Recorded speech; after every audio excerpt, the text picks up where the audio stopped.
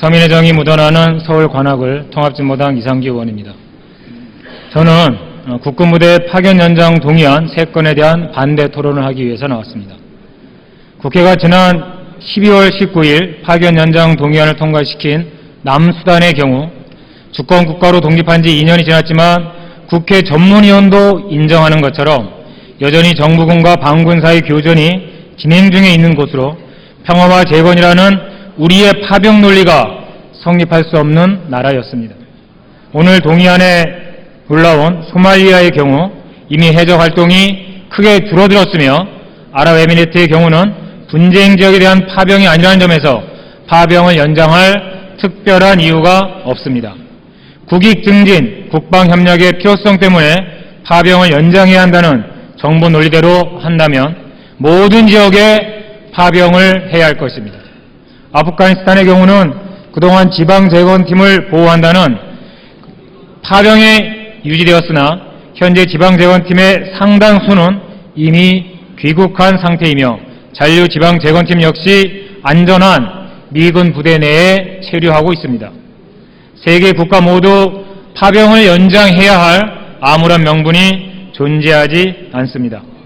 존경하는 선배, 동료 의원 여러분, 진보당 의원들은 지난주 한빛부대 남수단 파견 연장 동의안에 반대했습니다.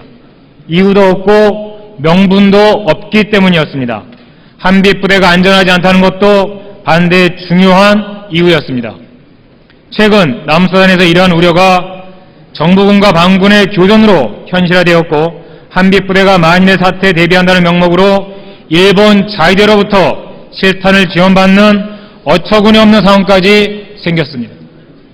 일본 자위대로부터 실탄을 지원받는 문제는 파병과는 비교할 수 없는 더 크고 엄중한 사안입니다. 오늘 아베 총리는 국제사회의 우려에도 불구하고 야스쿠니 신사 참배를 강행했습니다. 우리 정부도 개탄과 분노를 금할 수 없다고 규탄했습니다. 이렇듯 일본이 집단 자위권 확보를 위해서 군국주의 팽창을 위해 총력을 기울이고 있는 것이 다 아는 사실인데 한국군이 일본군에게 실탄 지원을 요청했다는 사실 그 자체만으로 일본의 무기수출 3원칙 개정 행보에 날개를 달아주는 것이 될 것입니다. 우리 국회는 이 문제에 대해 엄중히 짚고 넘어가야 합니다.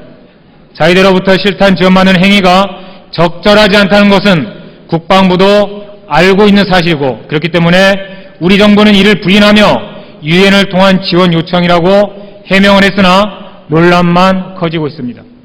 자위대에게 실탄 지원을 요청하게 된 배경 반드시 밝혀져야 합니다. 이명박 정부 마지막 해에 한일 군사협정을 비밀리에 체결하려다 무의로 돌아간 사실을 모두 기억하고 계실 겁니다. 이번 실탄 지원 요청이 이 사안의 연장선상에 있는 것은 아닌지 국민에게 낱낱이 밝혀야 할 것입니다. 존경하는 선배 동료 의원 여러분, 국회가 명분도 없고 우리 국민의 안전에 위협을 주는 정부 파견 동의안 요청에 거수기 역할을 해야 할 이유는 없습니다. 국회는 오늘 상정된 3건의 파견 동의안에 반대하고 한빛부대가 일본 자위대에게 실탄 지원 요청한 문제에 대해 명확한 진상을 파악하기 위한 노력을 먼저 기울이는 것이 순서입니다. 아무쪼록 반대해 주실 것을 호소드립니다. 경청해 주셔서 감사합니다.